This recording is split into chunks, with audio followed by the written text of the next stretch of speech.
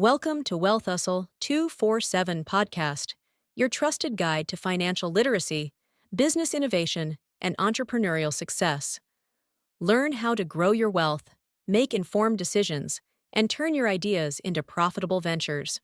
In this AI-generated podcast, discover how strategic collaborations can accelerate your business growth and amplify your impact. Learn the keys to building powerful partnerships that drive innovation, expand your reach, and create lasting success. Imagine a business partnership so potent, it generates over $2 billion in a single year. Wow. That's not pocket change, right? Yeah. That's a seismic shift in the market. Okay, let's unpack this because, well, numbers like that demand attention. Absolutely. Today, we're diving deep into strategic collaboration.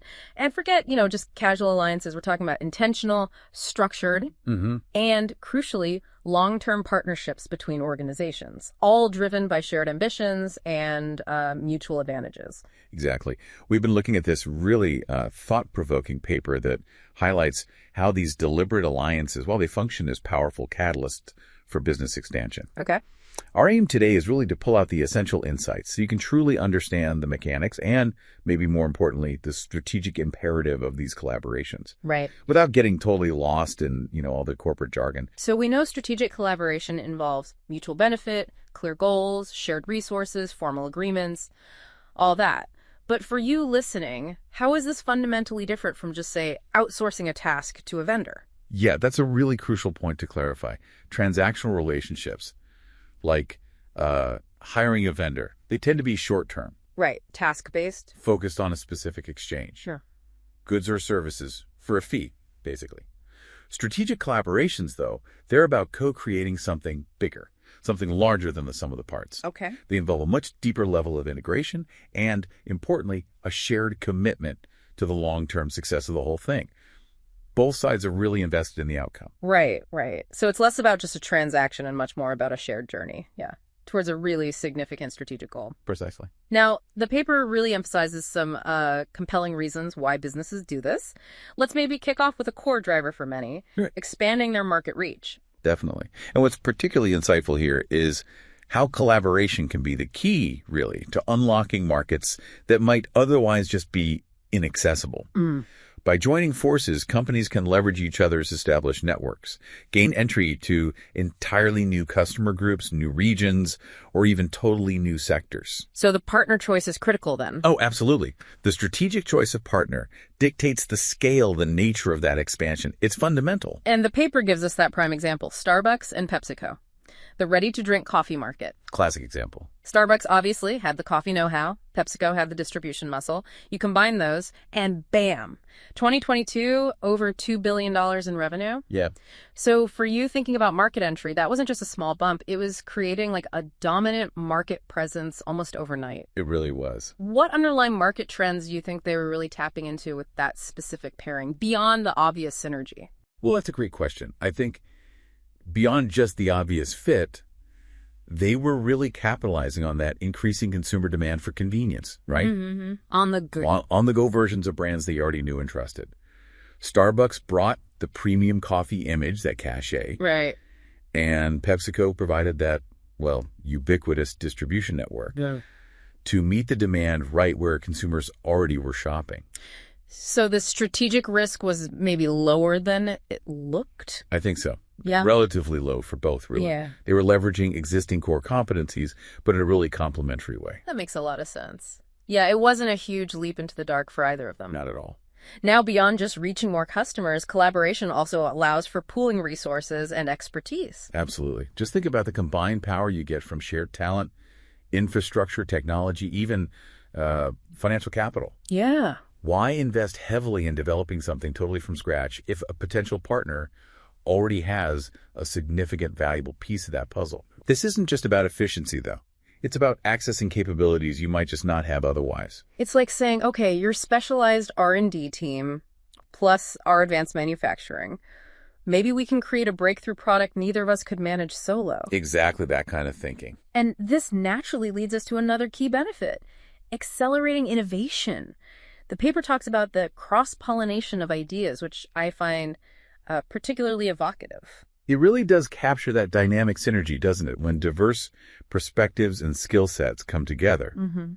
This exchange of ideas can significantly speed up product development, lead to more inventive solutions for complex problems, and even spark totally novel innovations that maybe neither company had even thought of initially. And we see this so powerfully with Apple and IBM, two giants from seemingly different tech worlds. Right, you wouldn't necessarily put them together immediately. No, but they joined forces to create over 100 enterprise-focused iOS apps. And what's remarkable is the speed of their impact. They reached, 94% of Fortune 100 companies in just 2 years? Incredible penetration. So for you considering your own innovation pipeline, that kind of market share grab, that would likely have been a much longer, much more expensive undertaking for either company alone. Oh, undoubtedly. What specific types of IP or specialized knowledge do you think each brought to that table? Well, Apple obviously brought its user-friendly design ethos, right? Its secure, popular iOS platform, that deep understanding of mobile user experience. The cool factor too, maybe. Yeah, that too. And IBM, on the other hand, they contributed their extensive enterprise software expertise, their deep relationships with large corporations. Decades of it. Exactly. And their understanding of specific industry needs, security requirements, all that heavy lifting on the back end. So it was like a marriage of consumer elegance with enterprise robustness. Perfectly put. A really smart combination. Fascinating. So it wasn't just about more hands. It was about strategically combining very different but complementary strengths. That's the key. Now, another significant advantage highlighted is risk mitigation. How does collaboration help businesses navigate uncertainty? Well, simply by sharing the responsibilities. Right. And the investments that go with a new venture or entering a new market. Each partner naturally reduces their individual exposure to potential financial or operational setbacks. It's basically a form of distributed risk management. Like spreading the bet. Exactly. So for you facing a potentially high-stakes initiative, having a partner share that burden can make it a much more, palatable approach. Yeah, I can see that. And the structure of the collaboration, whether it's a full joint venture or maybe a looser alliance, that'll dictate exactly how that risk gets shared. It's like having a safety net, isn't it? If one partner hits an unexpected snag, the other can maybe help provide some stability. Potentially, yes. Right. That's part of the idea. And all these benefits we've discussed, market reach, resources, innovation, risk sharing, they ultimately contribute to that crucial business goal, gaining a competitive edge. Precisely. The combined capabilities, the efficiencies you get from a well-run collaboration, they can create synergies that give the companies involved a distinct advantage over competitors. How might that show up? Well, it could manifest in faster innovation cycles, like we talked about, or more competitive pricing, maybe superior customer service, a better overall value proposition. Okay. Think about Spotify and Uber.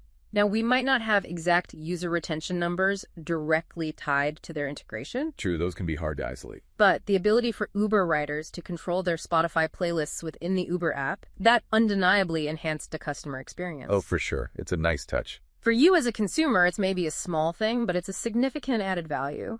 And this trend of cross-app personalization, often fueled by these kinds of partnerships, it's becoming a real differentiator in the digital world. It really is. What other seemingly small integrations do you think have a big impact on user engagement? Oh, well, think about things like seamlessly sharing content between different social media platforms. Yeah, like Instagram to Facebook. Exactly. Or the ability to use a single sign-on across multiple related services. These might seem like minor conveniences, but they add up. They contribute to a smoother, more integrated user experience, and that fosters loyalty and keeps people engaged. Right, less friction. Okay, so we've explored the compelling reasons why companies choose to collaborate. Now, the paper also sheds light on the diverse forms these collaborations can take. It's clearly not a one-size-fits-all situation.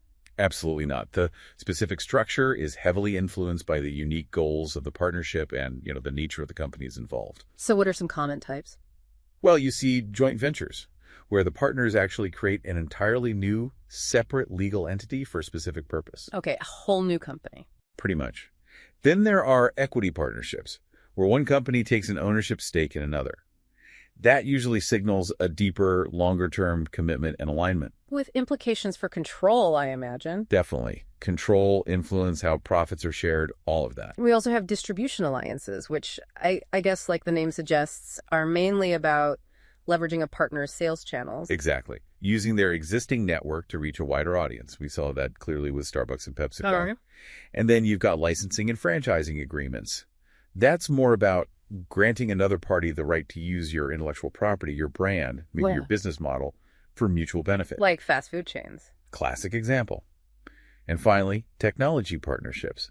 These focus specifically on joint R&D, or maybe collaboratively developing and sharing tech platforms. So lots of options. Yeah, and each structure carries its own set of implications for risk, reward, the level of integration needed, the legal stuff, the operational complexities. It all varies. Okay, so a business decides, right? Strategic collaboration is the way forward.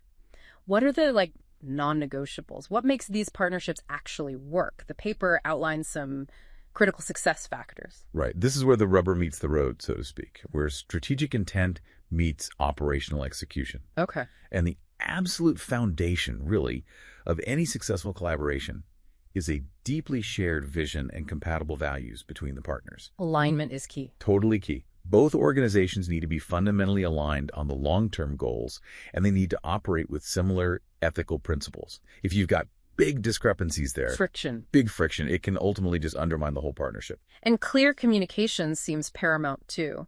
The paper emphasizes transparent communication, open dialogue, regular honest reporting. Mm-hmm. Surprises are rarely good in these things, right? Precisely. You need that open, consistent communication. It builds trust. It lets you spot and fix issues early. Yep. And it just ensures everyone stays informed and aligned. Yeah. And closely linked to that is nailing down clear roles and responsibilities. Avoid stepping on toes. Exactly. Each partner needs a really well-defined understanding of their specific contributions, their obligations, what they're accountable for. Avoids overlap, avoids gaps, avoids potential conflicts. And how do you actually know if it's working? If it's delivering what you hoped? Well, that's where establishing clear performance metrics comes in, right from the start. KPIs? Exactly. Key performance indicators. They allow for objective evaluation, tracking progress against those agreed-upon goals. So you can adjust if needed. Right. These metrics give you a framework to assess how effective the partnership is, spot strengths, weaknesses, and make data-driven decisions to optimize things. Okay. But underpinning all of this, the absolute bedrock of any enduring strategic collaboration is mutual trust and unwavering integrity between the partners. You can have the best contracts, the clearest metrics, but without that fundamental trust, it can all fall apart. It really can. Yeah. Now, to really make these ideas stick, the paper gives some more compelling real-world examples beyond the ones we've already touched on. Let's dive into the Dangote Group and Sonoma International collaboration. This sounds massive. Oh, it is. Huge scale. Dangote, leading cement producer across Africa. Household name in many places. Absolutely. They partnered with Sonoma, which is a global engineering and equipment giant, to build this colossal 6 million metric tons per annum cement plant in Nigeria. 6 million tons a year. Yeah. To put that in perspective for you listening, this one collaboration significantly boosts Dangote Cement's total production capacity across the continent. It pushes them up to 57.6 million metric tons annually. Wow. It really cements, pardon the pun, their dominant market position in Nigeria and right across Africa. It's collaboration with really tangible infrastructural impact. Yeah, that's not just a business deal. It's literally building the infrastructure of a continent, like you said. Okay, next up, Flutterwave and PayPal. This one feels really relevant to businesses in the, interconnected digital economy. Absolutely. This strategic alliance back in 2021, it proved to be a massive catalyst for growth for African merchants. How so?